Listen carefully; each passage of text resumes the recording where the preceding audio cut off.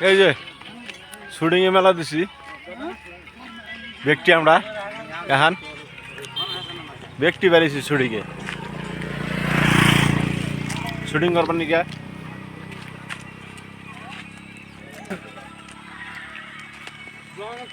high আমরা এখন যাচ্ছি শুটিং এ এখন কটা শুট করমু